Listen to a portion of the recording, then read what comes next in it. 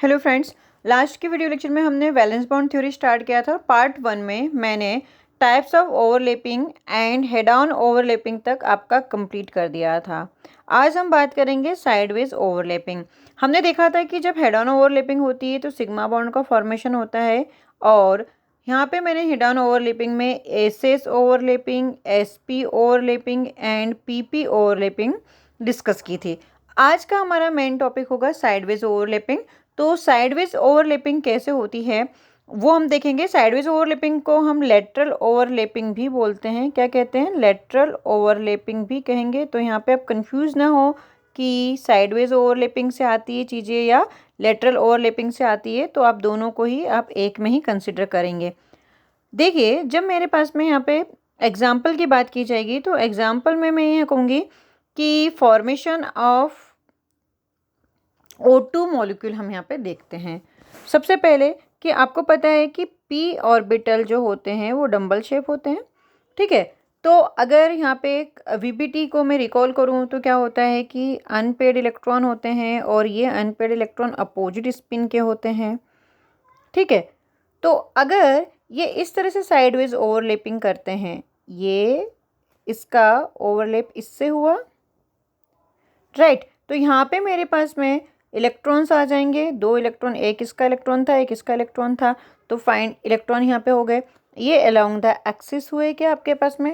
है ना, नहीं हुए। तो अब मेरे पास में, इसीलिए हमने इसके पहले एक्सियल ओवरलैपिंग पढ़ा था। यहाँ पे मेरे पास में नॉन एक्सियल ओवरलैपिंग हम इसको बोल सकते हैं, क्योंकि ये अलोंग द एक्सिस नहीं है। मैं इसे पी एक्स, पी वाई या पी जेड कुछ भी मान सकती हूँ। याद रखें कि अगर मैंने इसे पी एक्स बोला है तो ये जिसके साथ में ओवरलैप कर रहा है वो भी पी एक्स होना चाहिए। अगर आप इसे पी जेड मानते हैं तो पी जेड ही होना चाहिए, मतलब सेम ऑर्बिटल की ओवरलैपिंग सेम ऑर्बिटल के साथ में होगी। जब ये दोनों ओवरलैप करते हैं, आप यहाँ पे देखते हो इस तरह से इनकी दोनों की साइड्स मिली है, तो साइडवेज ओवरलैपिंग हुई है। And due to the sideways overlapping, due to the sideways overlapping, कौन सा बॉन्ड का फॉर्मेशन होगा? यहाँ पे आपका पाई बॉन्ड का फॉर्मेशन होता है, पाई बॉन्ड फॉर्म्ड। इस चीज़ का आपको ध्यान रखना है, क्योंकि आपका हेड ऑन ओवरलैपिंग में सिग्मा बॉन्ड बनता है। अब यहाँ पे सबसे बड़ा क्वेश्चन ये आता है कि कौन सा बॉन्ड ज़्यादा स्ट्रांग होगा, आपका पाई बॉन्ड या सिग्मा बॉन्ड। तो देखिए, जो आपका सिग्मा बॉन्ड था वो इस तरीके से बनता था, हेड ऑन ओवरलैपिंग। तो इंटर न्यूक्लियर डिस्टेंस यहाँ पे काफ़ी दूर थी, तो यहाँ पे रिपल्शन क्या हो रहा था? रिपल्शन कम होगा, और रिपल्शन कम होने की वजह से यहाँ पे बॉन्ड स्ट्रांग होगा। यहाँ पे अगर हम देखें तो इंटर न्यूक्लियर डिस्टेंस यहाँ पे क्या है? लेस है। इंटर न्यूक्लियर डिस्टेंस यहाँ पे क्या है? लेस है, जिसकी वजह से यहाँ पे रिपल्शन भी फील होगा। दैट्स वाई सिग्मा बॉन्ड ज़्यादा स्टेबल होता है as compared to pi bond. यहाँ पे इस चीज़ का हमें ध्यान रखना है। इतना समझ में आया? अब हम इसे एक छोटे से एग्जाम्पल से देखते हैं। एग्जाम्पल हम लेते हैं formation of O2। Formation of O2। अब देखिए, O2 में अलग अलग दो ऑक्सीजन आपके पास में आ रहे हैं, तो अलग अलग आप ऑक्सीजन ले लें। इन दोनों का इलेक्ट्रॉनिक कॉन्फ़िगरेशन देखें। इलेक्ट्रॉनिक कॉन्फ़िगरेशन क्या आएगा? 1s2, 2s2, 2p4। In the same manner यहाँ पे भी 1s2, 2s2, 2p4 हो जाएगा। अब यहाँ पे मेरे पास में देखो, आउटरमोस्ट शेल में कितने इलेक्ट्रॉन है? 6 इलेक्ट्रॉन है। लेकिन आपके पास में जो बॉन्ड में पार्टिसिपेट कर रहे हैं वो क्या होने चाहिए? अनपेड होने चाहिए। पी में मेरे पास में 4 इलेक्ट्रॉन है। आपने यहाँ पे देखा 2 अनपेड इलेक्ट्रॉन है। इसी तरह से यहाँ पे भी मेरे पास में क्या आएंगे? 2 अनपेड इलेक्ट्रॉन आएंगे, राइट। तो 2 अनपेड इलेक्ट्रॉन इसके और 2 अनपेड इलेक्ट्रॉन इस ऑक्सीजन के आपस में बॉन्ड का फॉर्मेशन करेंगे। अब देखिए, यहाँ पे मैं एक डायग्राम बना रही हूँ। उस जैसे कि मेरे पास में ऑक्सीजन है और ऑक्सीजन के पास में ये P X, P Y, P Z 3 आपके ऑर्बिटल्स हैं। तो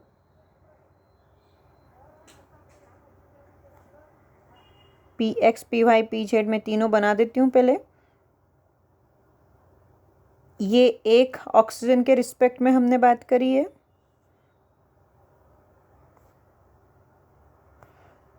फिर जब दूसरा ऑक्सीजन आएगा तो उस दूसरे ऑक्सीजन के P इस तरीके से आएंगे, PX PY PZ।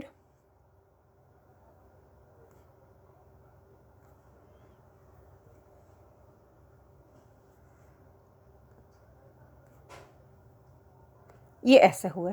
अब आप यहाँ पे ध्यान से देखें कि मेरे पास में जो रेड वाला ऑर्बिटल्स हैं उसका एक यहाँ पे, क्योंकि दो अनपेड इलेक्ट्रॉन है, यहाँ पे एक रहा होगा और एक यहाँ पे रहा होगा, तो ये दोनों ने ओवरलैपिंग करी होगी और ये दोनों ओवरलैप्ड करके आपके पास में क्या कर रहे होंगे बेटा, ओवरलैपिंग करके यहाँ पे बॉन्ड का फॉर्मेशन कर रहे होंगे, राइट। तो ये इसका जो P रहेगा, इसमें आपके पास में इलेक्ट्रॉन आ जाएंगे, यहाँ पे देखिए ये ओवरलैप्ड इलेक्ट्रॉन यहाँ पे आ जाएंगे, मतलब इस P का और इस P का इलेक्ट्रॉन यहाँ पे ओवरलैपिंग करेगा, एक हो गया, मतलब ये एक ऑक्सीजन और ये दूसरा ऑक्सीजन था। अभी मेरे पास में एक एक अनपेड इलेक्ट्रॉन और बचा हुआ है।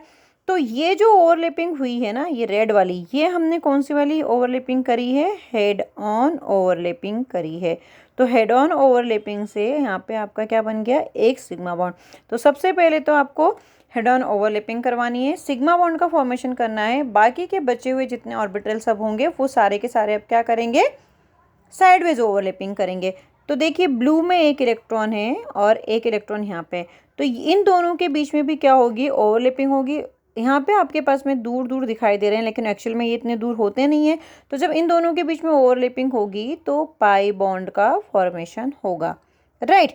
तो यहाँ पे ऑक्सीजन एंड ऑक्सीजन के बीच में आपके पास में 1 सिग्मा एंड 1 पाई बॉन्ड का फॉर्मेशन हुआ, ठीक है ना। तो हम यहाँ पे कभी कभी पूछ भी सकते हैं कि O2 मॉलिक्यूल में कितने सिग्मा कितने पाई बॉन्ड है। और दूसरी चीज़ की अब यहाँ पे ये देखेंगे कि ऑक्सीजन, इस वाले ऑक्सीजन में एक इलेक्ट्रॉन पेयर आपका वैसा का वैसा बचा, दूसरे वाले में भी आपका एक इलेक्ट्रॉन पेयर वैसा का वैसा बच जाएगा। तो यहाँ पे जो इलेक्ट्रॉन आपके बॉन्डिंग में पार्टिसिपेट नहीं करते हैं उन्हें हम क्या बोलते हैं, लोन पेयर। और जो इलेक्ट्रॉन बॉन्डिंग में पार्टिसिपेट कर लेते हैं, जैसे कि इसने पार्टिसिपेट किया, तो इन वाले इलेक्ट्रॉन्स को हम क्या बोलते हैं, बॉन्डिंग इलेक्ट्रॉन। तो बॉन्डिंग इलेक्ट्रॉन या बॉन्ड इलेक्ट्रॉन, यहाँ पे बॉन्डिंग इलेक्ट्रॉन हो गए। अब मेरे पास में यहाँ पे लोन पेयर कितने होंगे, तो आप यहाँ पे कहेंगे कि हर एक ऑक्सीजन पे आपके पास में एक एक दो दो लोन पेयर आपका बच गया होगा। देखिए आउटर मोस्ट शेल में एक 2s का था और एक 2p का, तो मेरे पास में एक S में 2 और P में, फिर एक S के 2 और P, मतलब टोटल ऑक्सीजन के ऊपर, इसके ऊपर 2 अनपेड आपके पेड इलेक्ट्रॉन और इस वाले ऑक्सीजन के ऊपर भी 2 पेड इलेक्ट्रॉन, मतलब एवरी ऑक्सीजन हमारे पास में 2 लोन पेयर लेके बैठेगा। तो अब जब भी आपके पास में ऑक्सीजन की बात की जाएगी तो ये अंडरस्टूड रहेगा कि ऑक्सीजन 2 लोन पेयर लेके बैठता है। यहाँ तक क्लियर हुआ, आगे बढ़ते हैं। एक और एग्जाम्पल से समझते हैं, फॉर्मेशन ऑफ N2 से। तो नाइट्रोजन का इलेक्ट्रॉनिक कॉन्फ़िगरेशन क्या होगा, 1s2 2s2 2p3, यहाँ पे 1s2 2s2 and 2p3। S में मेरे पास में, मतलब आउटर मोस्ट शेल में टोटल 5 इलेक्ट्रॉन्स हैं, एस में 2 इलेक्ट्रॉन है, पी के 3 ऑर्बिटल है, तीनों के तीनों ही क्या है आपके पास में, अनपेयर्ड है। इधर मेरे पास में एस में 2 इलेक्ट्रॉन है और पी में मेरे पास में तीनों के पास में क्या है, अनपेयर्ड है। मतलब इसके 3 और इसके 3 आपस में क्या करेंगे, बॉन्ड बनाएंगे। फिर यहाँ पे आप देख सकते हैं कि एक एक जो इलेक्ट्रॉन लोन पेयर है वो आपका बच जाएगा। तो नाइट्रोजन में हमारे पास में कितने पाई बॉन्ड और कितने सिग्मा बॉन्ड बनते हैं। तो अगेन हम यहाँ पे देखते हैं कि ये इसका एक नाइट्रोजन का हेड ऑन ओवरलैपिंग करके सिग्मा बॉन्ड का फॉर्मेशन करेगा, ठीक है। दूसरा वाला जो पार्ट आएगा मेरे पास में, यहाँ पे इधर ये दोनों आपस में हेड ऑन ओवरलैपिंग करेंगे और जो थर्ड है हमारा ये भी क्या, सॉरी हेड ऑन नहीं, ये साइडवेज ओवरलैपिंग करेगा और जो थर्ड है वो भी हमारा क्या करेगा, साइडवेज ओवरलैपिंग करेगा। तो ये आपके पास में ब्लू वाला जो ऑर्बिटल है, इस ब्लू वाले ऑर्बिटल में एक एक इलेक्ट्रॉन आ गए, 2 इलेक्ट्रॉन हो गए, यहाँ पे आपका सिग्मा बॉन्ड का फॉर्मेशन हो गया। फिर आप देखेंगे रेड वाले का, रेड वाले के साथ में ओवरलैपिंग होगा, ये आपका साइडवेज या लेटरल ओवरलैपिंग हुआ। फिर आपका ब्लैक वाले का, ब्लैक वाले के साथ में ओवरलैपिंग होगा, तो यहाँ पे आपके पास में पाई बॉन्ड का फॉर्मेशन हुआ। तो नाइट्रोजन एंड नाइट्रोजन के बीच में आपके पास में कितने बॉन्ड बने? टोटल 3 बॉन्ड बने, इसमें से 1 सिग्मा एंड 2 पाई बॉन्ड यहाँ पे बनेंगे। इतना समझ में आया? तो हम यहाँ पे फिर एक्सटेंड ऑफ ओवरलैपिंग की भी बात करें तो एक्सटेंड ऑफ ओवरलैपिंग में भी आपको पीपी ओवरलैपिंग सबसे ज़्यादा स्ट्रॉन्ग बताई गई थी, फिर एसपी ओवरलैपिंग, फिर एसएस ओवरलैपिंग। और यहाँ पे ध्यान रखने वाली बात है कि एन की जो वैल्यू है वो क्या होनी चाहिए? सबके लिए सेम होनी चाहिए। इतना समझ में आया? यहाँ पे मैंने पोटेंशियल एनर्जी डायग्राम को समझाया है। देखिए यहाँ पे हमारे पास में जैसे जैसे एटम, ये 2 एटम है, ये एटम जैसे जैसे पास में आएंगे यहाँ पे फोर्स ऑफ अट्रैक्शन क्या होगा? बढ़ेगा। और फोर्स ऑफ अट्रैक्शन बढ़ेगा जिसकी वजह से ये एक दूसरे से पास में आते जाएंगे, पास में आते जाएंगे, और एक ऐसा पॉइंट आएगा जब यहाँ पे फोर्स ऑफ अट्रैक्शन और फोर्स ऑफ रिपल्शन जो होगा वो इक्वल हो जाता है। जब ये कंडीशन आ जाती है, अब इससे ज़्यादा अगर हम और इन्हें फोर्सफुली पास में लाने की कोशिश करते हैं तो ये पास में नहीं आएंगे। तो यहाँ पे आप यहाँ पे देख सकते हैं कि ये ओवरलैपिंग हुई है, और ये जब ओवरलैपिंग हुई है तो ये एक वो कंडीशन है जहाँ पर आपके पास में force of attraction and force of repulsion दोनों ऑलमोस्ट इक्वल हो गया होगा। और इसी कंडीशन पर यहाँ पे जो डिस्टेंस ऑफ सेपरेशन होगी वो सबसे कम होगी और पोटेंशियल एनर्जी यहाँ पे कम हो जाएगी। एक ऐसा पॉइंट यहाँ पे ऐसा आ जाएगा जहाँ पर पोटेंशियल एनर्जी सबसे कम हो जाएगी, और पोटेंशियल एनर्जी कम होने से स्टेबिलिटी ऑफ द मॉलिक्यूल यहाँ पे इंक्रीज हो जाएगा।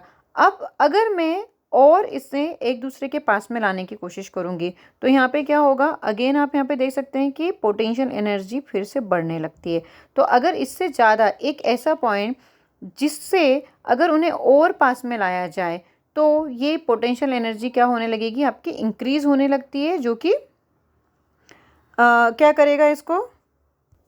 तो यहाँ पे पोटेंशियल एनर्जी इनकी क्या होने लगेगी? इंक्रीज होने लगी। तो फिर से यहाँ पे सेपरेट होने लगेंगे। इसलिए आपको एक मिनिमम डिस्टेंस तक ही ये पास में आते हुए दिखाई देंगे, और मिनिमम डिस्टेंस को ही हम क्या कहते हैं? बॉन्ड लेंथ कहेंगे। ठीक है ना? जैसे आपने देखा होगा कि H2 का जो बॉन्ड लेंथ होता है वो 0.74 एंगस्ट्रॉम गिवन होता है। तो ये 0.74 एंगस्ट्रॉम मतलब क्या है? Inter nuclear distance. ये इंटर न्यूक्लियर डिस्टेंस मतलब इसका न्यूक्लियस और इसका न्यूक्लियस, इन दोनों के बीच के डिस्टेंस की अगर हम बात करें तो यहाँ पे अगर मैं इसको कंसिडर करूँ कि ये H2 मॉलिक्यूल है तो यहाँ पे इंटर न्यूक्लियर डिस्टेंस आपकी क्या हो जाएगी? 0.74 एंगस्ट्रॉम हो जाएगी।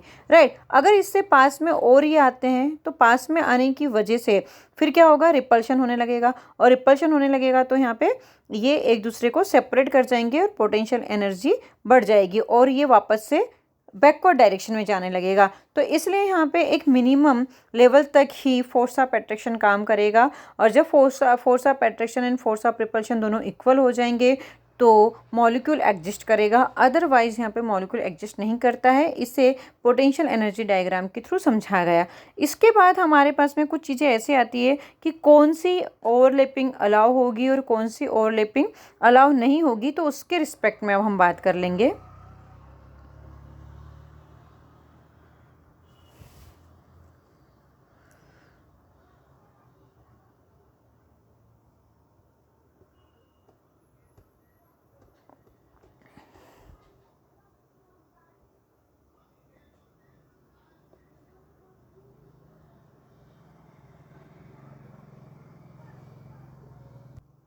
देखिए कौन सी ओवरलैपिंग आपके लिए अलाउ होगी। तो जनरली आपके पास में जो ऑर्बिटल्स ओवरलैपिंग में पार्टिसिपेट कर रहे हैं ना, जो ऑर्बिटल ओवरलैपिंग में पार्टिसिपेट कर रहे हैं वो सेम फेस के होने चाहिए। सेम फेस से मेरा मतलब यहाँ पे क्या है कि अगर मैंने इलेक्ट्रॉन्स की स्पिन की बात करी है तो इलेक्ट्रॉन की स्पिन अपोजिट होनी चाहिए, बट यहाँ पे मैं ऑर्बिटल की फेस मतलब या तो क्लॉकवाइज होनी चाहिए या एंटी क्लॉकवाइज होनी चाहिए। अगर इनके बीच में ओवरलैपिंग होती है तो हम उन्हें कहते हैं पॉजिटिव ओवरलैपिंग। क्या कहते हैं? Positive overlapping. जैसे एक एग्जाम्पल के फॉर्म में मैं यहाँ पर समझाना चाहूँगी कि P का क्लॉकवाइज रोटेट करने वाला ऑर्बिटल, एक दूसरा p का क्लॉकवाइज रोटेशन करने वाला ऑर्बिटल, जैसे पॉजिटिव पॉजिटिव ओवरलैपिंग। ये इन दोनों के बीच में अगर बोलें कि ओवरलैपिंग अलाउ है कि नहीं है, तो ये अलाउ होगा और ये कौन सी ओवरलैपिंग कहलाएगी? पॉजिटिव ओवरलैपिंग कहलाएगी। अगर आप इसे बोलो कि अच्छा बताइए कि ये वाली ओवरलैपिंग पॉसिबल है क्या, नेगेटिव नेगेटिव फेज वाला, तो हाँ ये भी अलाउ होगा और ये भी आपकी क्या कहलाएगी? पॉजिटिव ओवरलैपिंग ही कहलाएगा। यहाँ पे नेगेटिव को देख के आप नेगेटिव ओवरलैपिंग नहीं बोलोगे। फिर अगर आपके पास में इस तरह से पूछा जाता है कि क्या ये वाली, मतलब आपके पास में साइडवेज ओवरलैपिंग है, ये प्लस है ये प्लस है, ये अलाउ है क्या? हाँ ये अलाउ है। अगर आपके पास में प्लस और प्लस यहाँ से ना लेके यहाँ पे हम माइनस माइनस ले लेते हैं और पूछते हैं कि ये वाली ओवरलैपिंग अलाउ है क्या, तो हमारे पास में ये वाली ओवरलैपिंग भी अलाउ होगी और ये सब किस में कंसिडर की जाएगी? पॉजिटिव ओवरलैपिंग में कंसिडर की जाएगी। अगर हम बात करें कि नेगेटिव ओवरलैपिंग क्या होगी, तो देखिए नेगेटिव ओवरलैपिंग में हमारे पास में फेसेस अलग हो जाएगी। एक अगर पॉजिटिव फेज है, अगर जैसे ये ऑर्बिटल है, ये इसका पॉजिटिव फेज है और इसका दूसरे ऑर्बिटल का साथ ओवरलैपिंग जो हो रहा है वो नेगेटिव फेज में है, इस तरीके से। तो यहाँ पे ये ओवरलैपिंग पॉसिबल तो है, लेकिन ये कौन सी ओवरलैपिंग हो जाएगी? आपकी नेगेटिव ओवरलैपिंग हो जाएगी। जैसे और एग्जांपल लेते हैं, यहाँ पे आपके पास में आता है ये एक प्लस और एक ये माइनस, इन दोनों के बीच में ओवरलैपिंग की बात करें तो ये प्लस और ये माइनस, तो यहाँ पे भी ओवरलैपिंग पॉसिबल है, लेकिन ये नेगेटिव ओवरलैपिंग आएगी। तीसरा हमारे पास में आता है जीरो ओवरलैपिंग, मतलब ओवरलैपिंग होना ही नहीं है। यहाँ पे तो ओवरलैपिंग हो रही थी चाहे पॉजिटिव हो या नेगेटिव हो, लेकिन एक ऐसा केस जहाँ पर बिल्कुल भी पॉसिबल नहीं है, वो कैसा केस हो सकता है? जैसे आपने पी एक्स की पी वाई के साथ में ओवरलैपिंग करा दी, पॉसिबल नहीं है। एस ऑर्बिटल है, एस ऑर्बिटल और पी ऑर्बिटल के बीच में ओवरलैपिंग कराई, लेकिन अगर आपने एक्सियल ओवरलैपिंग ना करा के इस तरह से कुछ तो भी ओवरलैपिंग करा दी, तो ये वाली ओवरलैपिंग भी आपकी पॉसिबल नहीं हो पाएगी। ठीक है, अगर आपके पास में जैसे कि एक ये आया और एक ये इस तरह से ऑर्बिटल आया, तो ये भी ओवरलैपिंग पॉसिबल नहीं है। तो कभी कभी स्ट्रक्चर देके पूछ लेते हैं which of the following overlapping is allow and not allow, तो आपको आइडिया होना चाहिए कि कौन सी ओवरलैपिंग पॉसिबल है और कौन सी ओवरलैपिंग पॉसिबल नहीं है। वीबीटी को और अच्छे से समझने के लिए इसका पार्ट 1 भी एक बार देख लें इसके साथ में। तो पार्ट 1 एंड पार्ट 2 जब आप दोनों एक साथ देख लेंगे तो आपको एकदम अच्छे से क्लियर हो जाएगा कि वीबीटी आखिर कहना क्या चाहती है। Right, thank you.